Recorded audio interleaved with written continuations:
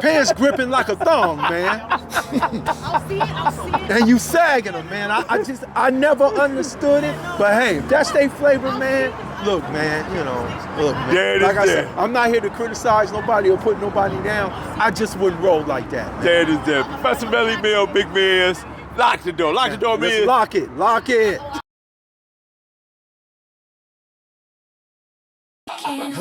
Postman, postman. Do you understand? Postman. Making peace in the land. Keep your head high, let the homies inspire. Turn pain into purpose, rise above the fire. From the streets to the mic, the wisdom is real. Hood postman teaching lessons you can feel. Every chant, every word, every scratch, every beat. West Coast energy, you can't compete. The streets are made for everyone, that's why they created sidewalks. Turn my circle into a square, that way I can see who's in my corner. The lion and the tiger may be more powerful, but you ain't never seen a wolf perform in the circus. Kings don't wrestle with clowns. Cool, cool. Holla, holla, holla, holla. Hood postman, Hood postman, make it understand. hood postman. He doing one hand. Hood postman. Lock the door. Professor Melly Mill, Hood Postman. Big Miz, how you doing, bro?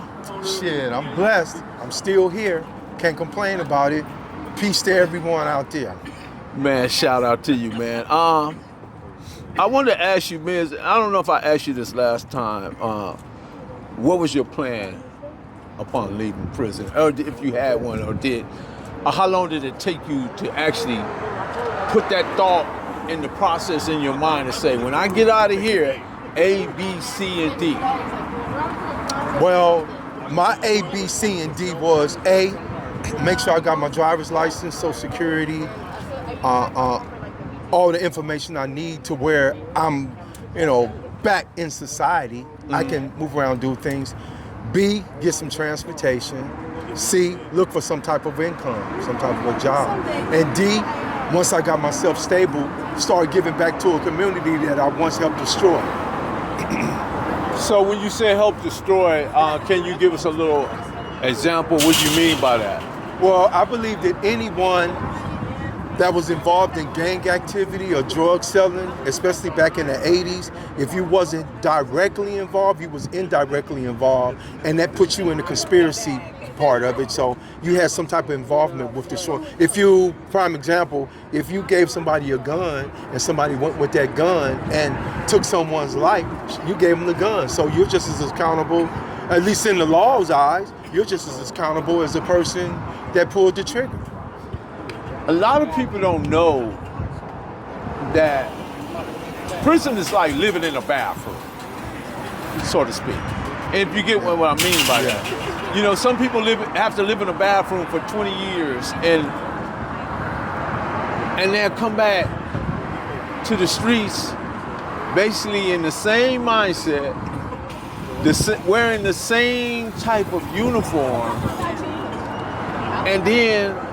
but now they're like 20 years older. So now the newer generation is looking at them like, who he think he is? I mean, have you seen that experience play out in front of you, or that's never happened? No, of course. I think that happens to anyone, especially if you was a reputable in the community, you was a prominent figure in the community, and you go away. Like me, I went away, I did 28. I come home, a lot of people had the mentality like, man, we held this down when you was gone. What can you tell us? We held it down, we kept this going. So, and the problem with that is that,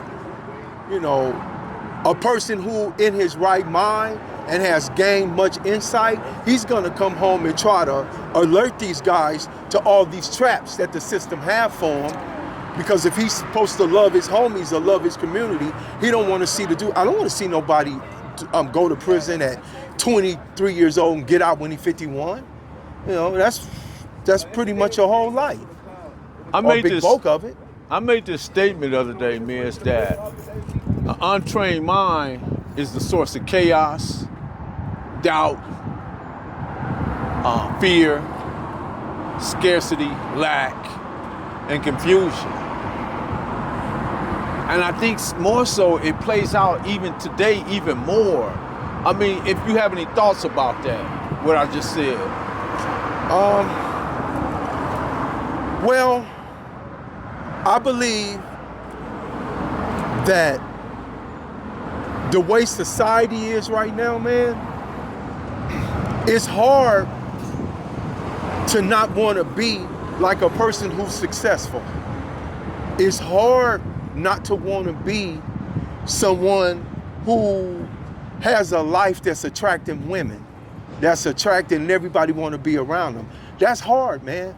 That's hard, especially if you young. So you're going to do whatever it takes to fit into this society. You're going to do whatever it takes to get what that person have. But the problem with that is that most of these youth, they want it overnight. They think that you could just walk up and you see somebody that's in a Rolls Royce or a Ghost Phantom or these type of things. You think that they just got this, you know. Now you don't know what they had to go through to get it. I'm gonna tell you a quick story. A guy in the community had got a Rolls Royce, and he let me sit down and he said, "Man, you want to drive it?" No. He was an 81-year-old man, and he been in the community all his life. He said, "Man, you want to drive it, MIZZ?" And I said, "Man, I ain't never drove a Rolls Royce." And he said, "Drive it." I drove it. I just drove it around a little parking, and I come back. I said, "Man, I want one of them, man." He said, "You know what? I wanted one, and it took me 81 years before I got it." But he got it. You follow what I'm saying? That's so deep. sometimes it's not your time to get certain things right at this particular time. And if you're blessed to have a long life, longevity, all these things, can you imagine if you live to be 81 years old? You should be able to accumulate more than a Rolls Royce. If you live to 81 years old. That's why scriptures say, be fruitful and multiply. And they're not just talking about children, they're talking about multiplying finances, all this right here, man. You know. So me, I plan on living a long life. In that long life, I'm going to acquire a lot of different things, and I'm going to enjoy it. But I'm going to push back just a little bit, MIZZ. If my vocabulary is limited and I want that Rolls Royce, can I go to the Rolls Royce dealer and say on hood, on homies, on the dead homies, I need a Rolls Royce? Or even if I got the money for it, is that the proper application? In other words, there's a method in order to get a Rolls Royce. A lot of times you have to do it by appointment and invite. You can't just walk in there and just, it has to be set up in a particular way. Do everybody understand that? Well, you drive one, so I'm sure you know. I'm sure you know about that. But I will say this, you know, if I'm a Rolls Royce dealer and I'm looking to get a big commission off this Rolls Royce, I don't care what your vocabulary is. You come up in there, you're walking away with that Rolls Royce. Because I'm trying to get that commission. My whole reason for being there is to get a commission. Right. So I'm not going to turn it down just because of someone's vocabulary. Right, so that's my pushback to your pushback. Right. No. Good pushback. That's what I like. I like the back and forth because there's always, you know, that's just my anecdotal experience. You know? And you know what? And it's not to say that it's not valid, because it is, but I think it's dependent upon who's the Rolls Royce dealer. And I'm going to tell you why. I went in to purchase a brand new car, right? It wasn't until they went and ran my name and came back with the facts. When I walked in, they was like, the moment they ran my name. Yeah, you saw your credit score and all that different stuff. Boom! Yeah, right. Man, I've been through that. Them people, man, I thought I was in Ringling Brothers, Barnum and Bailey circus. They all became clowns. Yeah.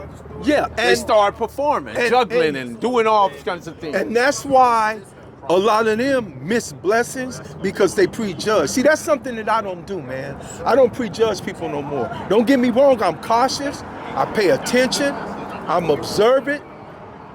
But what I don't do is look at this individual and say, oh, this dude finna try to do something to me just because he don't have the right attire on, or he may not be smelling as good as I do or something, you know, because you never know. I had a conversation with somebody who was straight out homeless dude, and I stayed engaged talking to him for over 2 hours, man. You know, 2 hours. He used to be big old Wall Street cat. Wife and children died in a plane crash. He lost it. Yeah. You know? Killed his spirit. Killed his spirit. But he still had knowledge on how to. I say, well, man, could you tell me? I got $10,000. Can you tell me how to invest these stocks? Rough for grind all the time, baby. Yeah. Cali Miners, baby. Proof of grind all the time. Music money. Got a dollar sign. Hub City. I'm a street nigga. Streets fuck with me. I'ma keep pushing products to the feds get me. It's guap off top. Diamond Cartier.